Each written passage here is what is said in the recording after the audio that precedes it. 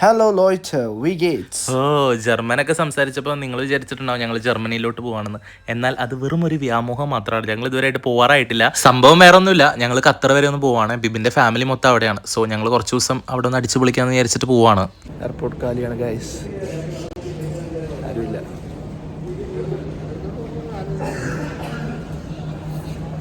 തേങ്ങയാണ്. അവിടെ ചെക്കിന്നി പോയിട്ട് ഒരു അരമുക്കാൽ മണിക്കൂർ നിൽക്കേണ്ടി വന്നു കേട്ടോ.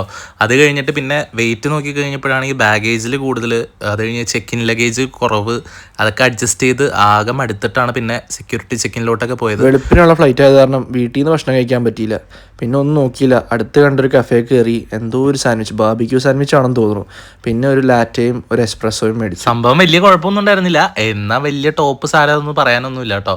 ഒരു ആവറേജ് അത്രയൊക്കെ തന്നെയുള്ളൂ. വെളുപ്പിന് 6 മണി 7 മണി ആയിട്ടുള്ളൂ. അപ്പോഴേക്കും ബിബിൻ കത്തിവെക്കൽ തുടങ്ങി. ആരാണാവോ? ഇവിടെ നിങ്ങൾ കാണുന്നത് ബിബിന്റെ ക്യാമറ സ്കിൽസ് ആണ്.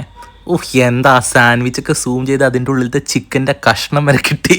ബാക്കി കാര്യങ്ങളെല്ലാം ഭയങ്കര സ്മൂത്ത് ആയിരുന്നു. നമ്മുടെ ഫ്ലൈറ്റ് അത് അതേ പുറത്ത് നമ്മളെ വെയിറ്റ് ചെയ്ത് കിടക്കുന്നു. സിനിമാറ്റിക് ആംഗിൾ 2 ഷോട്ട് എടുക്കാമെന്ന് പറഞ്ഞ സണ്ണി പുറകെ വന്നാണ് ഈ കാണുന്നത്.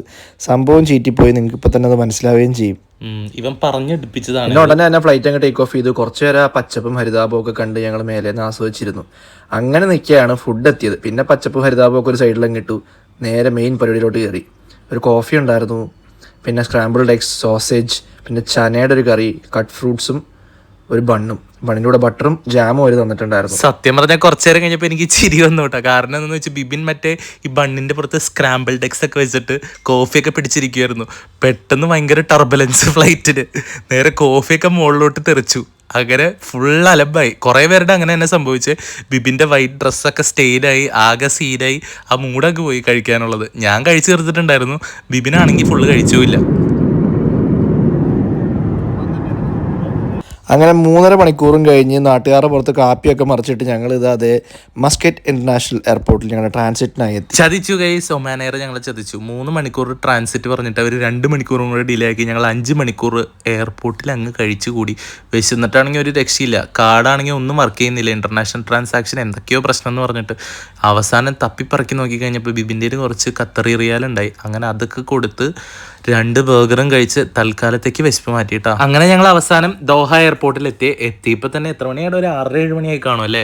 എപ്പോൾ എത്തേണ്ടതായിരുന്നു അറിയോ? 3 മണിക്ക് എത്തേണ്ടതായിരുന്നു. അങ്ങനെ ഗായ്സ് എല്ലാം കഴിഞ്ഞിട്ട് എടീനെയും കണ്ട് ടാറ്റ പറഞ്ഞ് പുറത്തിറങ്ങാമെന്ന് വിചാരിച്ചപ്പോൾ അതാ കസ്റ്റംസ് ഞങ്ങളെയും വിളിച്ചോണ്ട് അകത്തോട്ട് പോയേക്കുന്നു. പെട്ടിയും തുറന്ന് അണ്ടകടാകം മൊത്തം പുറത്തെടുപ്പിച്ചിട്ടാവന്മാര്.